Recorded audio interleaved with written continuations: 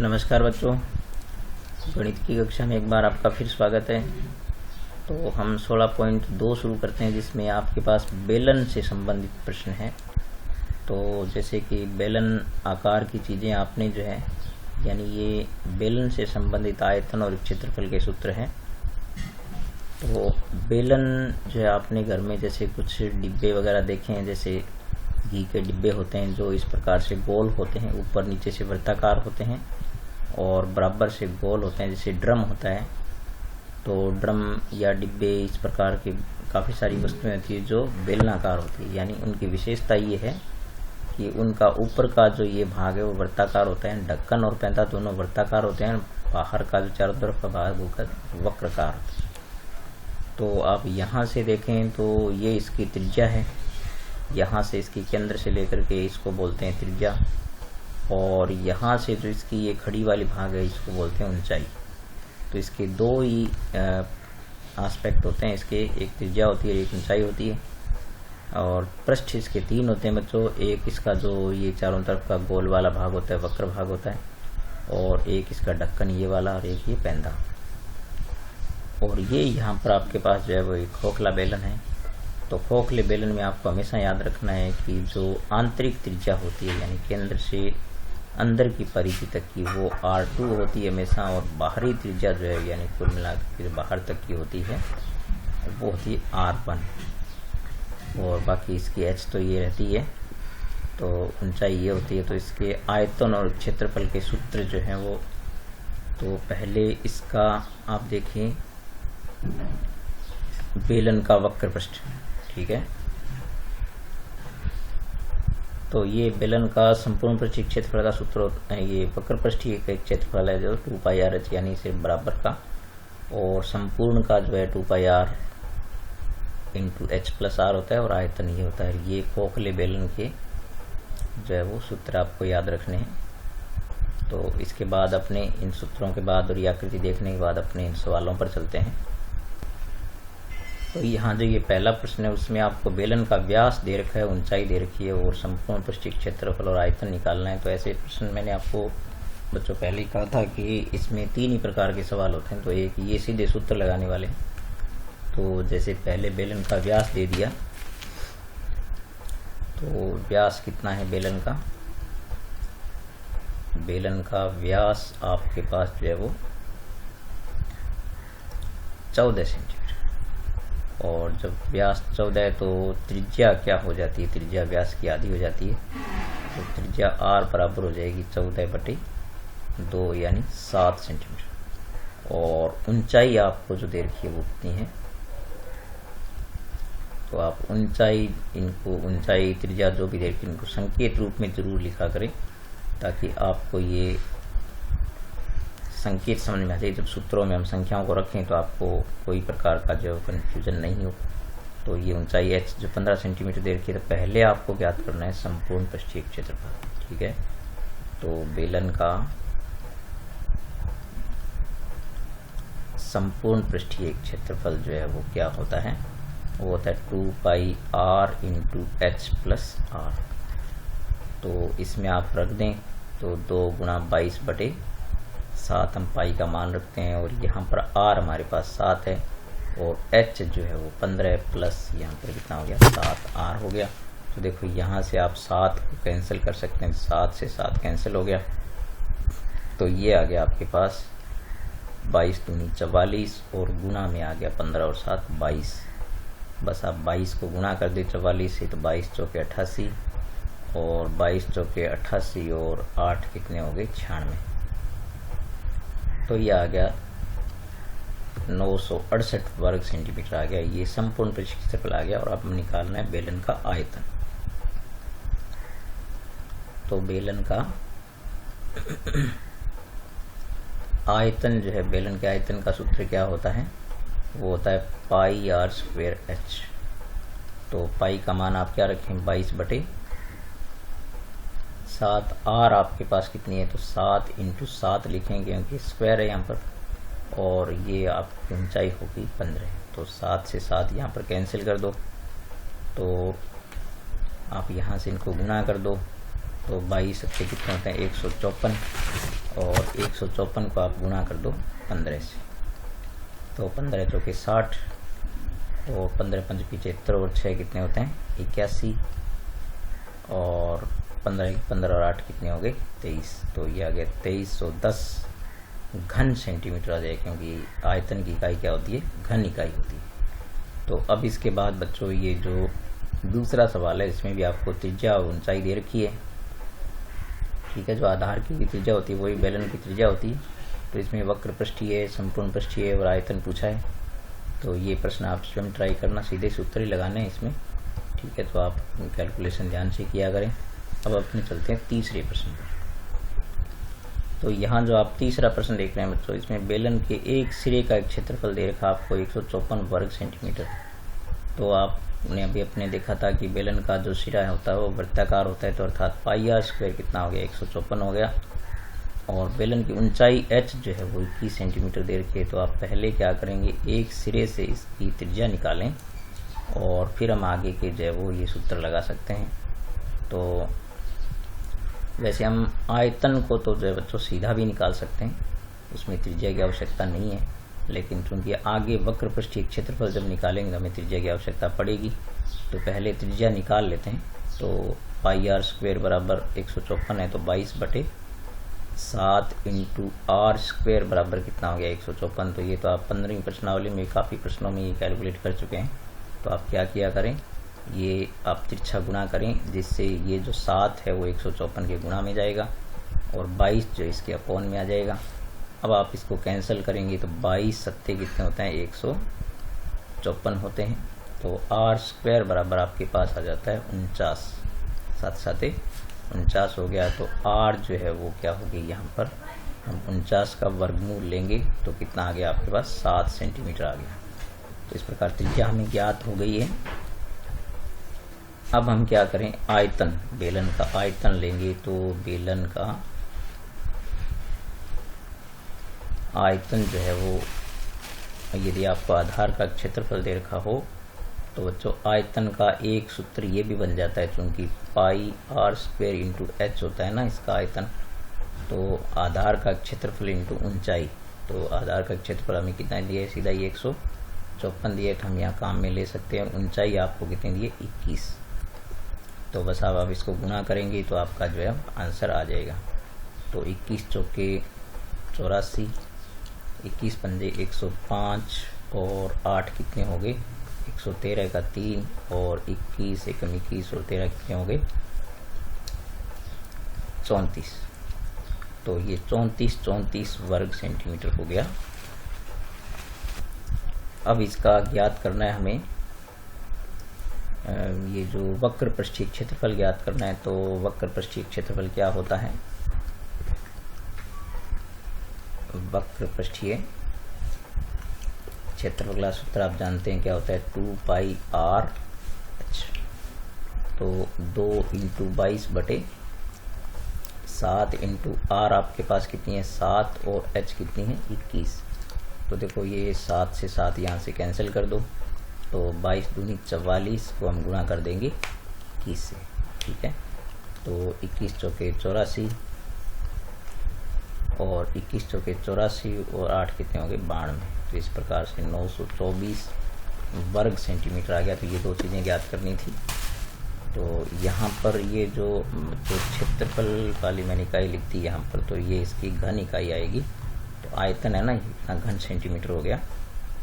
तो ये कई बार ध्यान में रहती चीज़ें, आप ध्यान रखा करें। अब इसका जो है अपने चौथा प्रश्न जो आपको है वो ये बहुत महत्वपूर्ण प्रश्न है, अच्छा प्रश्न है। तो आपको चौथे प्रश्न में कहा है कि दो लंबवृत्तीय बेलन की त्रिज्याओं का अनुपात जो है वो, तो आपको त्रिज्याओं का अनुपात दे रखा है। तो हम लिखेंगे त्रिज्याओं का अनुपात।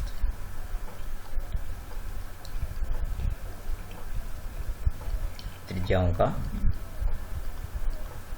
अनुपात। तो त्रिज्याओं का अनुपात, चूंकि दो बेलन है तो आप क्या करें, इनके लिए R1 अनुपात R2 ले लें। तो ये आपके पास कितना दे रखा है 2:3 दे रखा है। और चूंकि आपको सीधा ही अनुपात ही ज्ञात करना है तो आप इसको इसी प्रकार रहने दें। और फिर ऊंचाइयों का अनुपात आपको दे रखा है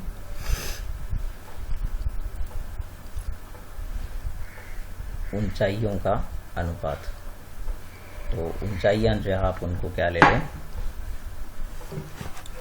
h1 अनुपात h2 ले लें, h1 अनुपात h2 ले लें। तो ये आपके पास दे रखा है 5:4। ठीक है। अब आपको पहले पूछा है वक्र पृष्ठीय क्षेत्रफलों का अनुपात। तो वक्र पृष्ठीय क्षेत्रफलों का अनुपात। तो वक्र पृष्ठीय क्षेत्रफलों का अनुपात आप देखेंगे तो आपके पास हो जाएगा, ये पहले का हो जाएगा 2πr1 h1 और दूसरे का हो जाएगा 2πr2 h2। इस प्रकार ले लो। तो आप यहाँ देख सकते हैं कि ये 2π से 2π को आप कैंसिल कर दो तो आपके पास बचा r1। तो यहाँ से आप r1 अनुपात r2 है तो r1 हो गया आपके पास 2 और h1 हो गया 5। इसी प्रकार r2 आपके पास कितना है 3 और h2 कितना है 4। तो आप यहाँ से देख सकते हैं कि ये 5 दूनी 10 हो गया और ये 6 दूनी 4 तो ये 12 हो गया।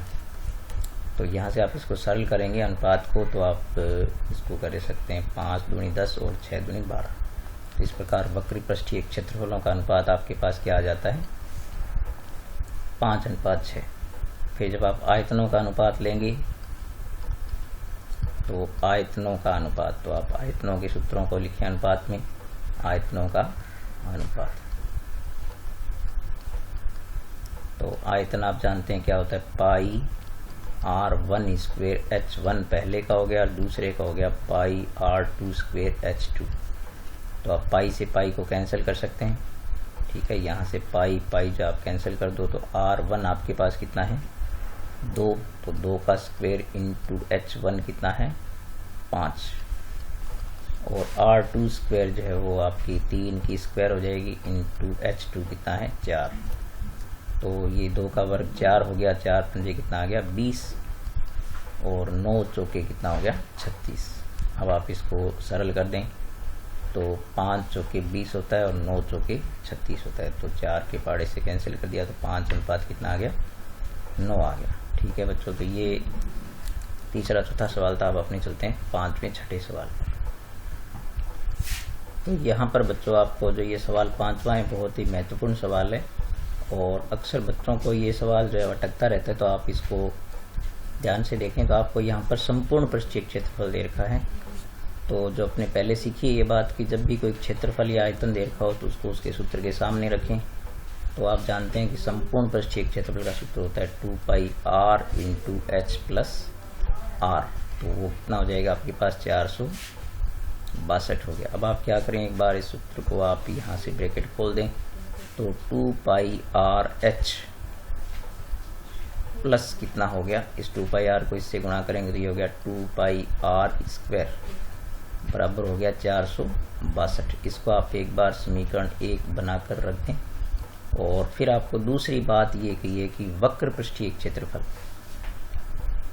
यानी जो आपको वक्र पृष्ठीय क्षेत्रफल जो दे रखा है वो ये कहा है कि संपूर्ण पृष्ठ का 1/3 है, यानी 1/2 इंटू संपूर्ण पृष्ठीय क्षेत्रफल। तो इससे आप क्या करें, समीकरण बना लें। तो वक्र पृष्ठीय क्षेत्रफल हम जानते हैं क्या होता है 2πrh होता है और चूंकि हमें संपूर्ण पृष्ठीय क्षेत्रफल दे रखा है 462, हम 3 से इसको कैंसिल करेंगे तो इस प्रकार से आपके पास 2πrh जो है वो बच्चों क्या आ जाता है 154, क्योंकि 462 में 3 का भाग देंगे तो 154। तो इस प्रकार से ये आपकी बनी दूसरी समीकरण। अब आप क्या करें, समीकरण 2 का मान जो है वो 2πrh बराबर 154 आप यहाँ रख दें, समीकरण 1 में यहाँ पर रख दें। तो हम लिखेंगे कि समीकरण 2 का मान जो है ना, ये आपके पास 2 का मान आप किस में रख दें, समीकरण 1 में रख दें। आप इस प्रकार से इसको याद रखें, समीकरण 1 में रखने पर तो आप यहाँ रखेंगे कि 2πrh के बराबर कितना रख दें, आप 154 रख दें।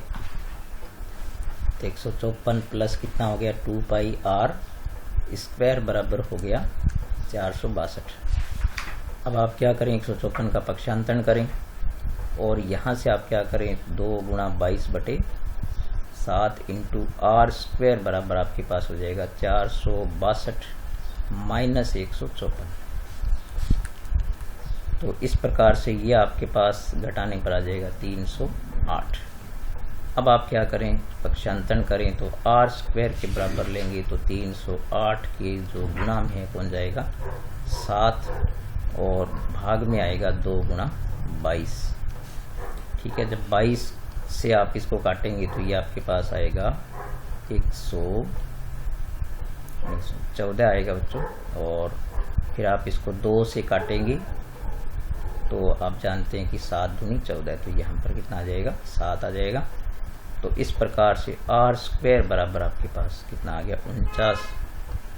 तो आर जो है आपके पास 49 का वर्गमूल यानी कितना आ गया 7 आ गया।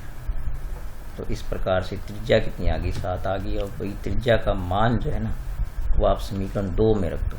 तो आर के स्थान पर 7 समीकरण कौन से में रख दें, 2 में रखेंगे आप। तो 2 गुणा 22/7 पाई का मान रख दो और आर कितनी रख दो 7 इंटू एच जो है आपको ज्ञात करना है बराबर 154। ये हमने 2 समीकरण में रखा। देखो 7 से 7 कैंसिल कर दो और एच के लिए आप इसको पक्षांतर क्या वज्र गुना कर दो, इसको तिरछा गुना कर दो। तो इस प्रकार से एच जो है आपके पास कितनी आएगी 154 और भाग में कौन जाएगा 2 और 22 जाएगी। ठीक है, तो 22 से आप इसको कैंसिल करेंगे तो 22 × 154 होता है। 7/2 सेंटीमीटर क्या होगी इसकी ऊंचाई होगी। अब जो चीज़ें आपको पूछी है वो आप आराम से ज्ञात कर सकते हैं। तो इसमें क्योंकि आयतन पूछा है आपसे तो बेलन का आयतन, बेलन का आयतन जो है वो क्या हो जाएगा, ये आप जानते हैं क्या होता है पाई आर स्क्वायर एच होता है। तो पाई का मान हम जानते हैं 22/7। आर आपके पास कितनी आ गई 7, तो 7 इंटू 7 क्योंकि स्क्वायर, और एच कितनी होगी आपका 7/2। तो ये एक 7 से आप 7 काट सकते हैं और 11 दूनी कितना हो गया 22 हो गया। अब आपके पास जो बच गई चीज़ें 11 इंटू ये 7 बच गए तो 7 कितने हो गए 49। तो अब आप इसको गुणा करेंगे तो 11 को 49 से आप गुणा कर दो तो ये आ गया 11 9 99 और 11 चौके 44 और 9 कितने हो गए 53। तो 539 घन सेंटीमीटर क्या आ गया इसका आयतन। तो इस प्रकार से ये सवाल कोई बहुत ज़्यादा मुश्किल सवाल नहीं है। अब इसका जो आप देख सकते हैं कि छठा प्रश्न है। ठीक है, तो छठे प्रश्न में आपको क्या दे रखा है, देखिए आप बेलन का वक्र पृष्ठीय क्षेत्रफल दे रखा है। तो ये प्रश्न आप स्वयं ट्राई करना। तो इसमें आपको वक्र पृष्ठीय क्षेत्रफल दे रखा है कितना जो है वो 660 वर्ग सेंटीमीटर दे रखा है। और 7 तो हम जानते हैं कि जब भी कोई क्षेत्रफल दे रखा होता है सूत्र के सामने रखते हैं। तो 2πRh बराबर कितना हो जाएगा 660 हो जाएगा। अब आपको चूंकि h भी दे रखी है, ऊंचाई h कितनी दे रखी है 15 दे रखी है। तो आप यहाँ पर h का मान 15 रखें, पाई का मान रखें और तिरछा गुणा करें। इससे आपके पास क्या आ जाएगी त्रिज्या ज्ञात हो जाएगी। और त्रिज्या से फिर जो हम इसका त्रिज्या और ऊंचाई की सहायता से आयतन निकाल सकते हैं। तो ये सवाल बिल्कुल आसान है, आप स्वयं ट्राई कर सकते हैं। अब हम चलते हैं नेक्स्ट क्वेश्चन पर। तो यहाँ बच्चों आपको जो 7वां सवाल है उसमें बेलन का आयतन दे रखा है और आधार का क्षेत्रफल दे रखा है। तो इसके लिए आप एक ये आप सूत्र याद रखें जिसमें ऊंचाई ज्ञात करने का सूत्र जो है वह आयतन बटे आधार का क्षेत्रफल। तो हमने इसको आयतन में आधार के क्षेत्रफल का भाग दे दिया तो ऊंचाई आ गई। अब जो इसका 8वां प्रश्न है वो बहुत ही महत्वपूर्ण प्रश्न है बच्चों। जैसे 5वां प्रश्न था वैसे ही 8वां प्रश्न जो आपको वो अच्छी तरह ध्यान रखना है। तो इसमें आपको देखो बेलन का आयतन दे रखा है। तो हम आयतन के सूत्र के बराबर देते हैं, एक समीकरण हमारे पास हो गई। अब वक्र पृष्ठ भी दे रखा है तो ये वक्र पृष्ठ के सूत्र के सामने रख देते हैं तो एक समीकरण और बन गई। अब आप क्या करें, समीकरण 1 में 2 का भाग दे दें। इस प्रश्न को हल करने के लिए आपको ये याद रखना है कि समीकरण 1 में 2 का भाग दे दें। तो समीकरण 1 में 2 का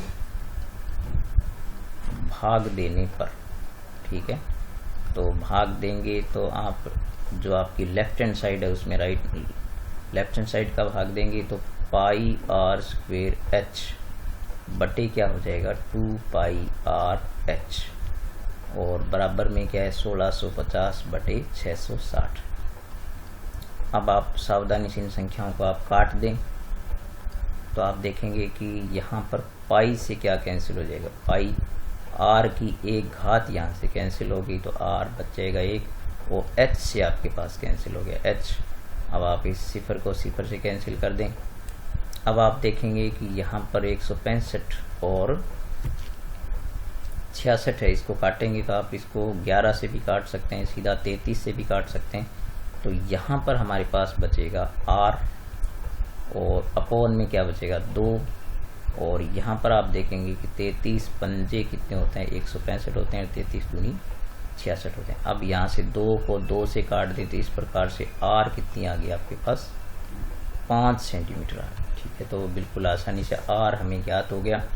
अब आर का मान हम किस में रख सकते हैं, समीकरण 2 में। तो आर के स्थान पर आप 5 रख दें, समीकरण 2 में रख दें, ठीक है। तो समीकरण 2 में रखेंगे तो 2 इंटू ये यहाँ पर देखो पाई का मान क्या रख दो 22/7 और आर का मान रख दो 5, एच हमें ज्ञात करनी है तो बराबर में कितना हो गया 660। अब आप तिरछा गुणा करेंगे तो एच जो है आपके पास कितनी हो जाएगी, एच बराबर होगी 660 के गुणा में जाएगा 7, अपॉन में कौन आएगा 2 गुणा 22 इंटू 5। आप देख सकते हैं कि 22 3 66 लेंगे तो यहाँ पर 30 हो गया, और 5 दूनी 10 से इसको काटेंगे तो 3 आ जाएगा पूरा, ठीक है। और 7 ये कितना हो गया 21 सेंटीमीटर क्या होगी इसकी ऊंचाई हो गई। तो इस प्रकार से आपके पास त्रिज्या क्या आ गई, यानी त्रिज्या आर जो है वो आपके पास आ गई 5 सेंटीमीटर, और ऊंचाई एच जो है वो कितनी आ गई, ऊंचाई एच जो है वो आ गई 21 सेंटीमीटर। अब यही चीज़ें इसमें पूछी थी, और आगे आयतन वगैरह पूछे तो आप आराम से ज्ञात कर सकते हैं। आयतन तो वैसे इसमें दिया ही हुआ था, तो संपूर्ण पृष्ठीय क्षेत्रफल या पूछे तो आप ज्ञात कर सकते हैं आराम से। तो ठीक है बच्चों, आज के लिए अपने ये 8 तक प्रश्न हल किए, कल से अपने 9 से लेकर प्रश्नों को हल करेंगे, ठीक है। तो मिलते हैं अगले वीडियो में, तब तक नमस्कार।